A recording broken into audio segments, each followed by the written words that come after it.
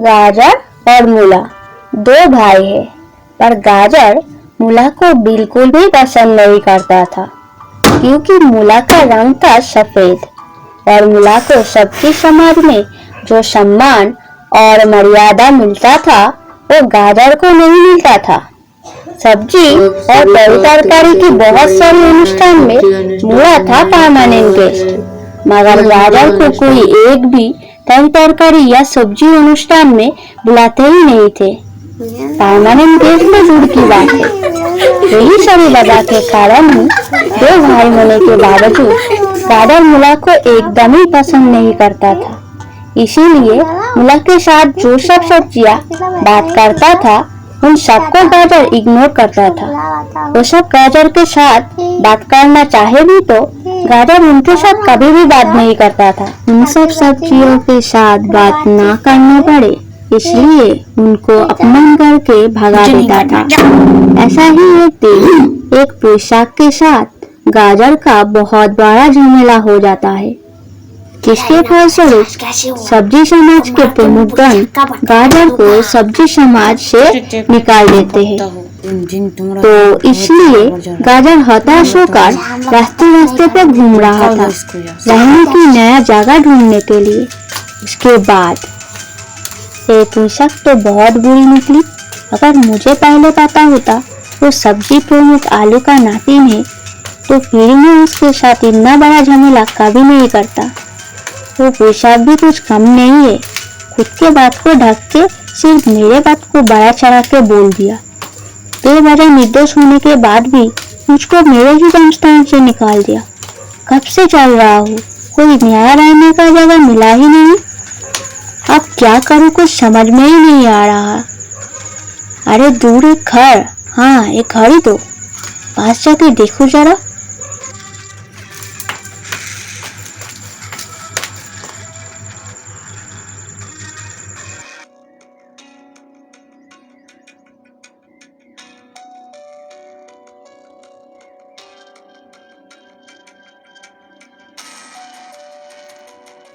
मूरी आश्रम।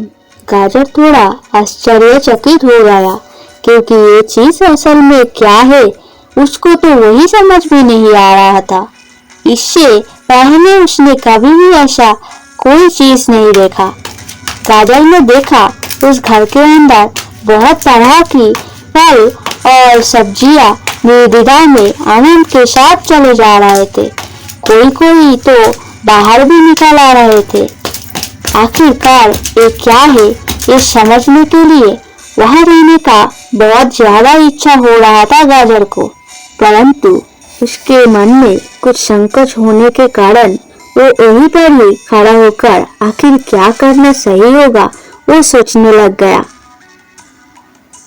क्या है ये, जाकर देखूं, जाकर देखता हूँ, अच्छा नहीं लगा तो चला आऊंगा। अंदर जाते ही गाजर ने देखा सामने एक डेस्क में एक कंप्यूटर पे कुछ काम कर रहा था एक ठूंगा, और उस डेस्क पे बड़े बड़े अक्षर में लिखा है रिसेप्शन। ये देख के गाजर रिसेप्शन की तरफ जाके ठूंगा को बोला, ये जगह असल में क्या है बता सकते हो?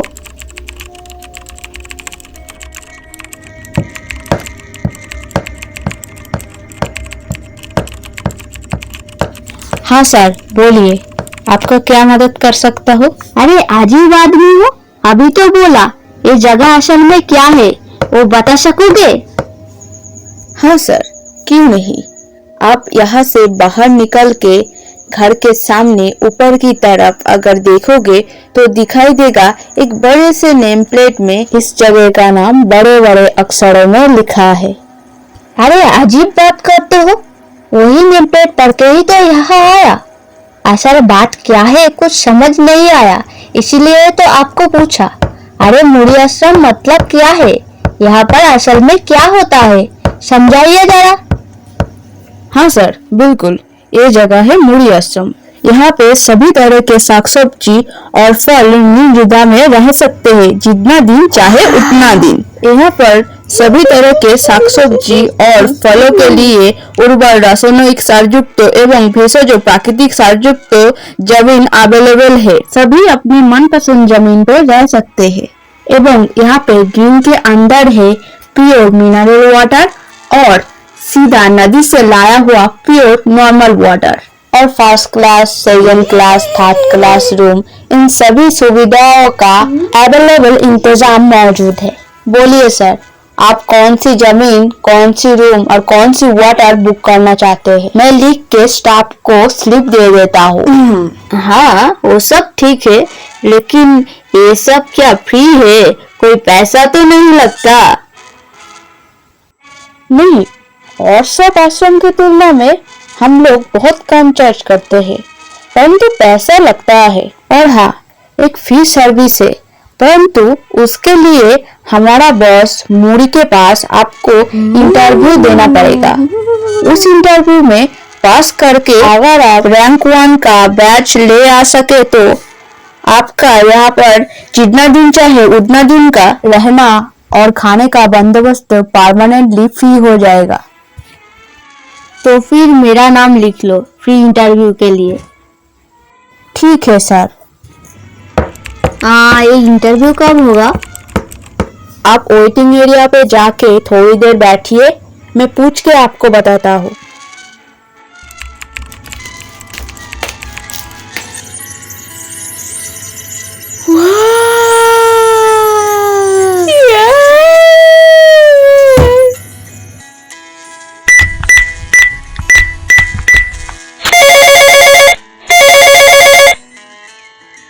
बॉस, एक फी सर्विस इंटरव्यू है, कब फिक्स करूं?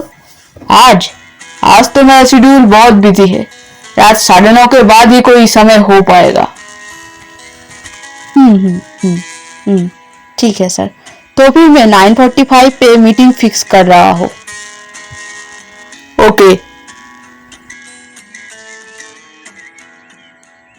मिस्टर गाजर, सर प्लीज आप रिसेप्शन पे आके हमसे मिलिए। मिस्टर गाजर, सर प्लीज आप रिसेप्शन पे आके हमसे मिलिए।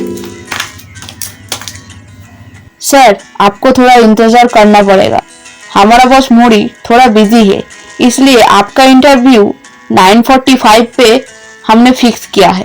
अरे नहीं, कोई बात नहीं, अभी तो ऑलरेडी 8:30 और तो सिर्फ 1 घंटा, मैं इंतजार करूंगा, ऐसी कोई बात नहीं। नहीं सर, 9:45 AM नहीं PM है, मतलब आपको रात तक इंतजार करना पड़ेगा। क्या मतलब? हाँ, उतने रात तक क्या ये आश्रम खुला रहेगा? ना आप लोगों का बॉस रहेगा, आप और आपका बॉस तो घर चले जाएंगे, तो मैं क्या यहाँ पर हवा में इंटरव्यू दूंगा?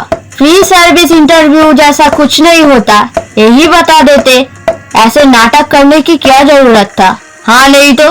अरे सर, आप तो बेवजह ही गुस्सा हो रहे हो। हमारा आश्रम पूरा रात दिन खुला रहता है, कभी बंद नहीं होता, और हमारा बॉस रविवार और स्पेशल लोकेशन के अलावा घर नहीं जाते, यहाँ पर ही रहते हैं। आपका इंटरव्यू हमारा बॉस मोरी लेंगे 9:45 PM में। हाँ, अगर आप तब तक इंतजार कर सके तो। ठीक है, मैं इंतजार करूंगा। तो फिर आप वेटिंग एरिया पे बैठ के इंतजार कीजिए, मैं ठीक समय पे आपको बुला लूंगा।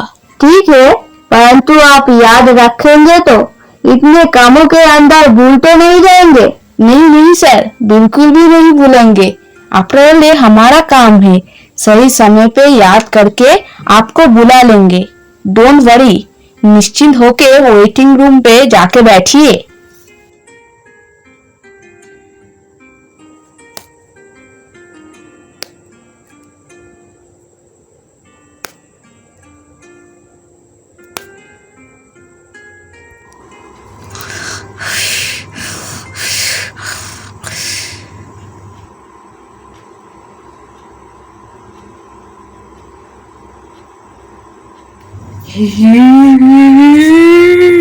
आपका दिमाग किधर है? मैं सुबह से इंतजार कर रहा हूँ, आपने बोला सही समय पे बुला लूंगा, भूलूंगा नहीं। ये उसका नमूना है। घर में कितना समय हुआ आपने देखा, ध्यान दिया? एक असहाय सब्जी के साथ ऐसा सुलूक कर रहे हो? सर, आप फिर से खामखा उत्तेजित हो रहे हो। मैं अभी आपको बुला लेता। क्यों? इतना लेट क्यों होगा? 9:45 बात हुआ था, 9:50 बज गया, मतलब पूरा 5 मिनट लेट क्यों होगा? असल में हमारा बॉस मुरी एक ऑर्गेनाइजेशन पे गेस्ट होकर गए थे। वो लौटने में देर कर दिए, थोड़ी देर पहले ही लौटे, इसलिए आपको नहीं बुला सका। आप थोड़ी देर रुकिए, मैं एक फोन करता हूँ।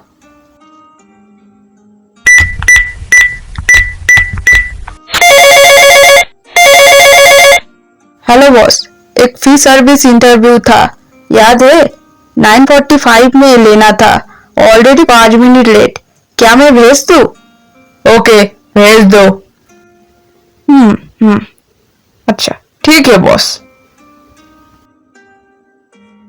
सर, सीधे जाके सीढ़ी से उठ के 2 मंजिल की आखिरी रूम चले जाइए, वहां पर ही आपका इंटरव्यू होगा।